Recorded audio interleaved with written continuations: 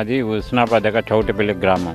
ఒక 6వ తరగతి 7వ తరగతి స్కూల్లో చదువుకున్నప్పుడు చెట్లు నాటాక అవి పెద్ద 10th క్లాస్ వరకు చాలా పెద్దగా అయ్యి మల్లె చెట్లు నేను నాటినాయని మల్లె చెట్లు అప్పుడు మల్లె చెట్లు నాటి పువ్వులకు మంచిగా వేస్తాను. మల్లె చెట్లు బాగా పెద్ద వృక్షాలు అయ్యి అవి మళ్ళీ నెక్స్ట్ 5 years 5-6 years బాగా దొడ్డుగా అయినాక మళ్ళీ ప్రభుత్వం కన్స్ట్రక్షన్ చేయాలని అన్నది అని అవి కట్ చేసి అది బాగా మొద్దులు బాగా పెద్దగా ఉండి అవి కట్ చేసి అందరూ మళ్ళీ స్కూల్ టీచర్లు కలిసి నన్ను కూడా బాబు నువ్వు అప్పుడు చాలా చెట్లు పెట్టినావు అప్పుడు నన్ను సన్మానం చేసి చిన్నప్పుడు 10th క్లాస్ సన్మానం చేసి చెట్లు బాగా పెట్టినావు ఈ కట్టెలే నీ పిల్లలనుకో ఏర్పరుస్తాను నీ పిల్లలనుకో ఈ వృక్షాలు పెద్ద వృక్షాలు ఇంత పెద్ద ఒక్కొక్క దొడ్డు వృక్షాలు తయారు చేసినావు ఇవి చేసి మళ్ళీ అవి కోపించి మళ్ళీ టేకు కట్టి మళ్ళీ చాగ తీసిన మల్లె చెట్టు చాగా కట్టేస్తుంది కదా ఆ కట్టెలను స్కూళ్ళకు బెంచీలకు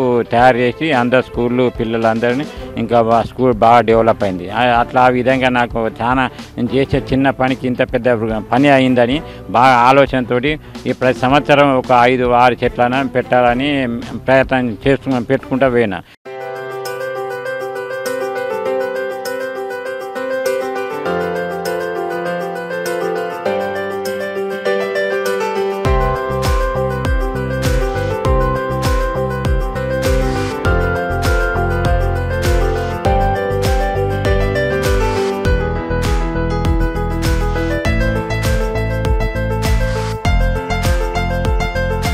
హుస్నాబాద్ దగ్గర వేరే అంగడి ఎల్లమ్మ గుడి అంగడి ఉన్నది. అంగడి దగ్గర కూడా పెట్టిన పెద్ద యాప చెట్టు పెద్ద వృక్షాలు ఇప్పటికి కూడా ప్రస్తుతం ఇప్పుడు కూడా ఉన్నాయి. అంగడి కూడా జరుగుతుంది అన్నీ జరుగుతుంది. ఇంకా ఇప్పుడు డెవలప్ ఇప్పటికి కూడా చూసడానికి బాగా మంచిగా అనిపిస్తుంది. అది ఆ విధంగా ఉన్నది కాబట్టి ఉద్యోగం కోసం ప్రయత్నం చేసుకుని ఆర్టీసీ మెకానిక్ అప్పుడు ఐటీఐ చేసిన ఆర్టీసీ మెకానిక్ కోసం ప్రయత్నం చేసుకుంటే చెట్లు తక్కువ నాటుకుంటే రోజు సంవత్సరానికి 5-6 చెట్లు నాటుకుంటూ పోయిన తర్వాత జాబ్ వచ్చినాక 93లో జాబ్ వచ్చింది. జాబ్ వచ్చిన తర్వాత మళ్ళీ ఇక కరిమేళ సీతారాంపూర్ గ్రామంలో ఒక గుడి దగ్గర ఆంజనేయ గుడి దగ్గర చెట్లు పెట్టిన చెట్లు నన్ను చూసి చాలా మంది ఎక్కడి నుంచో ఉస్నాబాద్ వచ్చిండు ఇక్కడ కిరాయికి ఉంటుండ్రు చెట్లు పెట్టి చాలా బాగుందని నాతో కూడా 2-3 దోస్తులు తయారైన ఇంకా శ్మశాన వాటిక అక్కడ సీతారాంపూర్ శ్మశాన వాటిక పెట్టిన అవి కూడా పెద్ద వృక్షాలు అవుతున్నాయి. అట్లా ఉండగా రోజు ప్రతి సంవత్సరం ఒక 5,000-4,000 చెట్లు పెట్టాలని పట్టుదల. నాకు చేత కాకుండా ఒక వర్కర్లను కూలి వడ్డోళ్ళని పెట్టుకొని వాళ్ళ పొక్కలు తగ్గించి వాళ్ళకు ఒక పొక్కకు 50 రూపాయల ప్రకారం డబ్బులు ఇచ్చి సొంతంగా డబ్బులు ఇచ్చి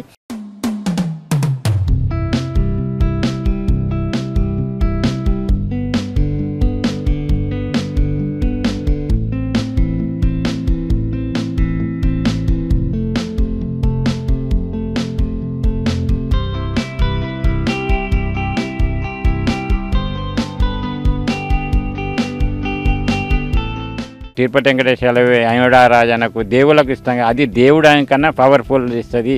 ఆ దేవుడు మన ముంగటనే కనబడతాడు. ఎక్కడికో పోయి దేవుళ్ళకు చూపెట్టు నీ ముంగట ప్రతి ఒక్క దేవుడిని తయారు. ఆ దేవుళ్ళే వృక్షము. వృక్ష సేవే దేవుని సేవ అని నా మెంటాలిటీ. వృక్షంలో దేవుడు మన మాట వాయిస్ ఎక్కడి నుంచి వచ్చింది గాడ్పు లేని మనం మాట్లాడలేము. దేవుడు అంటే మాట్లాడడానికి అవకాశం లేదు.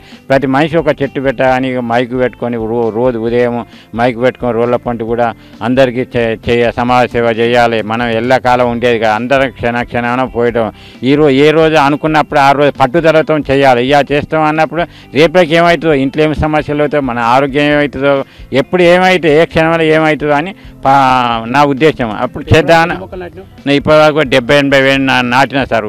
ఇప్పుడు 10 సంవత్సరాల నుండి చేస్తున్నా. ప్రతి సంవత్సరం 4,000 5,000 కొన్ని చెట్లు పోతాయి. అన్నీ మనవి కాదు. మనం ఎన్ని సంపాదించినా అన్నీ ఇప్పుడు లక్షల్లో నాకు 50,000 జీతం వస్తుంది.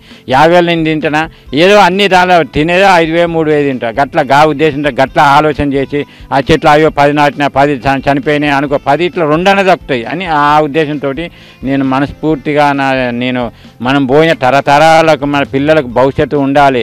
మనం ఎల్లకాలం మనం పోయినా కూడా మనం యాద్ చేసుకోవాలి. ఎవరు యాద్ చేసి భగవంతుని ఒక శక్తి ఉన్నది అదే యాద్ చేసుకుంటుంది.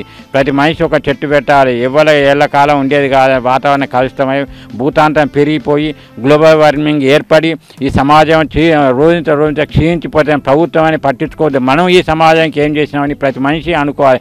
ప్రభుత్వం చేయాలి, ప్రభుత్వం చేయగా మనం ఈ సమాజానికి ఏం చేసినా ఆ ఉద్దేశంతో ప్రతి మనిషి ఒక చేయాలని మైకు పెట్టుకొని కరపత్రాలు కూడా ఇచ్చుకుంటా. నేను సాధ్యమంత వరకు చెట్లు పెట్టడానికి ప్రయత్నం చేస్తాను. ఇంకెవరికైనా చెట్లు కావాలన్నా కూడా చెట్లు ఫ్రీగానే నా సొంత డబ్బుతో వాళ్ళ ఇంటి ముంగట పెట్టుకోమని పండ్ల చెట్లు ఇస్తాను నేను సొంత డబ్బు.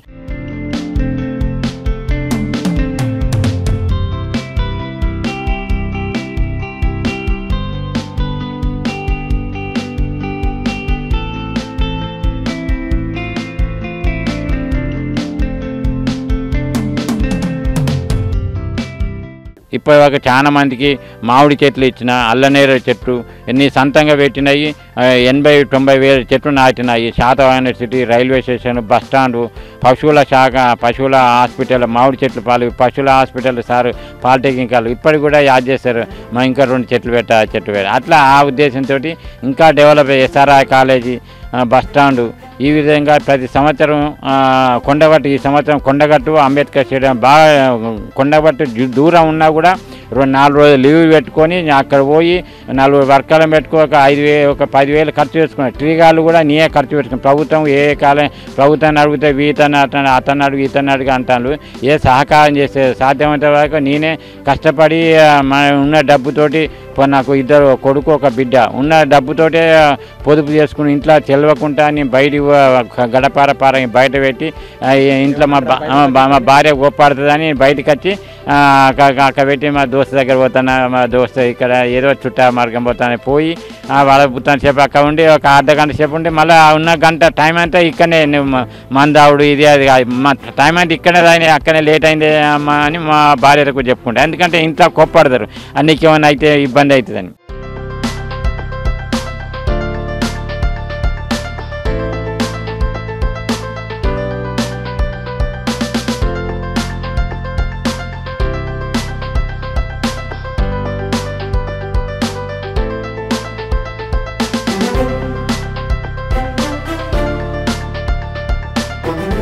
వృక్షమిత్ర అనే అవార్డు, క్యాష్ అవార్డు వచ్చింది సార్. మళ్ళీ తర్వాత డాక్టర్ అసోసియేషన్ వాళ్ళ కరీంనగర్ డాక్టర్ అసోసియేషన్ పేపర్లో చూసి వాళ్ళు కూడా ఒక 10,000 చెక్ ఇచ్చిండ్రు. మళ్ళీ 2-3 సంవత్సరాల తర్వాత మళ్ళీ వాళ్ళే కొన్ని ట్రీగాళ్ళు ఇచ్చిండ్రు. కొంతమంది మా ఎస్ఆర్ఐ కాలేజ్ గ్రౌండ్లో వాకర్స్ అసోసియేషన్లు వాళ్ళు నాకు ఒక అర్ధ తులం బంగారం ఉంగరం పెట్టిండ్రు. ఇంకా అంబేద్కర్ స్టేడియంలో చాలా సన్మానం చేసిండ్రు. గ్లోబల్ వార్నింగ్ హైదరాబాదు అక్కడ వాళ్ళు కూడా మా పేపర్లను చూసి వాళ్ళు కూడా సన్మానం చేసిండ్రు.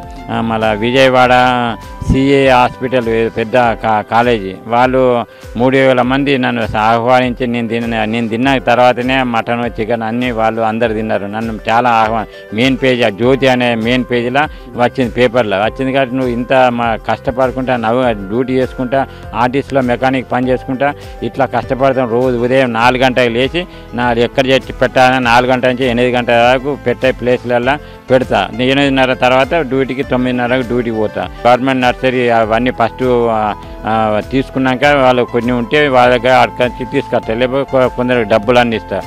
నర్సరీలో కొందరు ఇయ్యరు. మా ఆఫీసర్ అంటే వాళ్ళకి డబ్బులు ఇచ్చి చిన్న మొక్కలు తీసుకొచ్చుకుంటారు. పెద్ద మొక్కలు ఇయ్యరు, చిన్నవి ఇస్తారు. అట్లా మన ప్రైవేట్లో కూడా కొన్ని చెట్లు కావాలి, మంచి పండ్ల చెట్టు కావాలని ప్రైవేట్లకు వాళ్ళకు నాకు అందరూ 200కి ఇస్తారు, నాకు 150కి 100 రూపాయలకి ఇస్తారు. పెట్టేటి రావి, కానుగు, యాప, నీళ్లు పోసుకుంటాన వాళ్ళకు మామిడి చెట్లు, పండ్ల చెట్లు అంటే పండ్ల చెట్టు మామిడి జామ ఈ 2 మామిడి జామ ఎక్కువ పండ్ల చెట్టు అందరికి ఇస్తాను. నా కొడుకు ల్యాబ్ టెక్నీషియన్ ఆయన హైదరాబాద్ ఉంటాడు. ఎందుకు డాడీ ఎందుకు కోప్పాడతాడు. నేను ఇక రాడు, మట్టే ముట్టుకోడు. పిల్లలు ఇప్పటి పిల్లలకి చెప్తే వినరు. ఇయ్యారు ఎన్నోళ్ళు. ఇప్పుడు నేను నాకన్నా పెద్ద ముసలోళ్ళు అందరూ చూసి దండాలు పెట్టి నాకు సహాయపడతారు. నేను చేస్తా అంటే సహాయపడతారు. ట్రీ గారు పట్టుకుంటారు, ఏదో చేయడం. కొంతమంది వస్తారు, ఒక 2-3 నాతో రిటైర్మెంట్ ఆఫీసర్లు.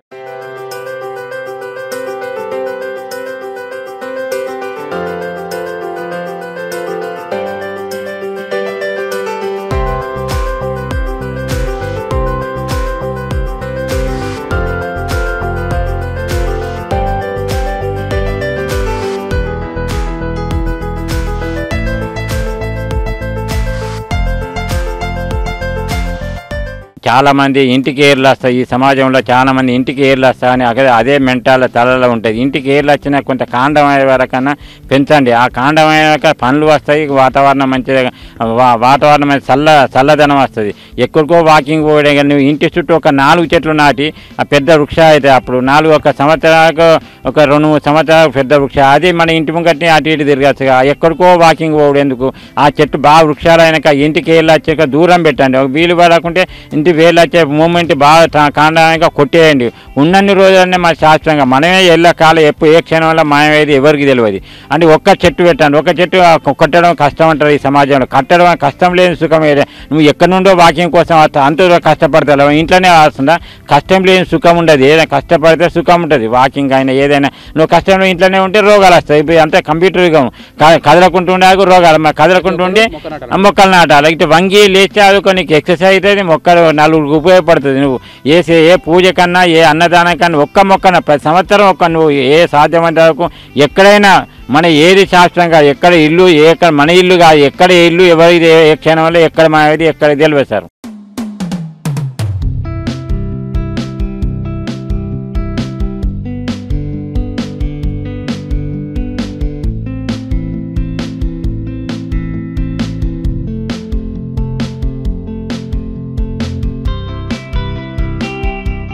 నా పేరు శ్రీనివాస్ అండి. నేను ఇక్కడ వాకర్ని. ఈ సత్యనారాయణ గారు రోజు ఇక్కడ చూస్తుంటాను. ప్రతిరోజు ఇక్కడ మొక్కలు నాటుతుంటాడు. నేను చెప్పేది ఏంటంటే పిల్లలు కానీ యువత కానీ సత్యనారాయణ గారిని ఆదర్శంగా తీసుకొని వాళ్ళ పుట్టినరోజులప్పుడు కానీ పెళ్లి రోజులకు కానీ ప్రతి ఒక్కరు అట్లీస్ట్ ఒక మొక్క అయినా నాటాలని ఆయన ఆదర్శంగా తీసుకోవాలని నేను కూడా కోరుకుంటున్నాను. చాలా గ్రేట్ సర్వీస్ అండి. ఎందుకంటే ఇవాళ రేపు కుటుంబ సభ్యులకే టైం ఇవ్వని సందర్భాలు అలాంటిది ఆయన ప్రతిరోజు ఒక మొక్క నాటడం, ఆయన టైంను దీనికి కేటాయించడం అనేది చాలా గర్వించదగ్గ విషయం. అదే అందుకే ఇక్కడ మీరు మాట్లాడుతుంటే చూసి ఆగి నేను కూడా నా విషయం షేర్ చేద్దామని తప్పకుండా పాటిస్తాను. నేను కూడా వీలైనంత వరకు మొక్కల్ని పెంచుతానని, పెంచడమే కాదు మా కొలీగ్స్ కానీ మా ఫ్రెండ్స్కి కానీ మా పిల్లలకి అందరికీ కూడా నేను తెలియజేస్తాను.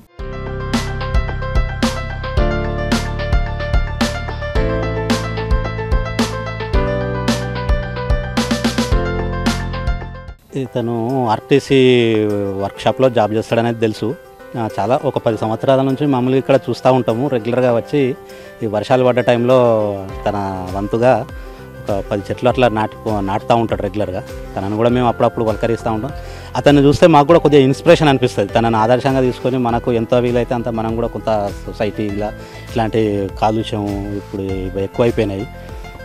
దీని పట్ల మనకు కూడా అవగాహన కల్పించుకొని మనం కూడా కొంత చేస్తే బాగుంటుంది అనేది చాలామంది కూడా ఒక చర్చ జరుగుతూ ఉంటుంది తన పట్ల. తను చేసే ఇది సేవ అందరికీ ఆదర్శం. తనలాగానే దానిని చూసి మాలా ఇంకొక 10 మంది తయారైతే పచ్చదనం కానీ కాలుష్యం నివారణకు కొద్దిగా మన వంతు మనం కృషి చేసిన వాళ్ళం అవుతాం. ఈ చెట్లను నరకడం ఎక్కువైపోయింది. చెట్లను కానీ గుట్టలను గ్రానైట్స్ అనే పేరు మీద గుట్టలను కొల్లగొట్టడము, వ్యాపార రీత్యా చెట్లను కూడా నరికేయడము, లేకపోతే ప్లాట్లని ఇవన్నీ కమర్షియల్ అయిపోయినాయి అంతా. ఆ హైంగిల్ని కాకుండా ఆదర్శం తీసుకొని వాటిని అన్నింటినీ అమ్మి సొమ్ము చేసుకోవడం కాకుండా కనీసం ఒక 100లో 10 మంది అయినా ఈ సత్యనారాయణ గారిని ఆదర్శం తీసుకొని మనం ఒక 10 చెట్లు కొడుతున్నాము అంటే కనీసం ఒక 4 చెట్లు నాటాలనే బాధ్యతనైనా తీసుకుంటే మనం కొద్దిగా సమాజంలో కొద్దిగా గుర్తింపు పొందుతాం. మనకు కూడా మంచిది, మన భవిష్యత్ తరాలకు పిల్లలు కూడా ఆరోగ్యంగా ఉండడానికి కొంత దోహదపడ్డం అవుతాం అనేది నా భావన.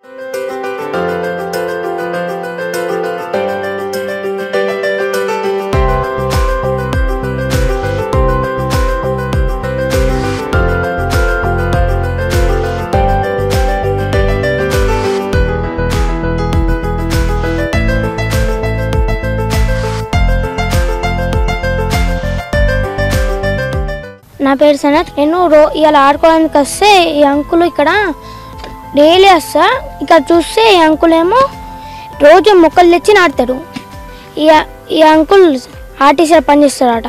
అయితే నాతో ఏమని చెప్పిండు అంకుల్, నేను అడిగిన అంకుల్ మీరు ఎందుకు ఇట్లా చెట్లు నాటుతున్నారు అంటే, మేము ఇప్పుడు ఇట్లా ఉన్నాం కదా, మీ భవిష్యత్తు కోసమే కదా చిన్న, మీరు కూడా నాటండి అన్నాడు.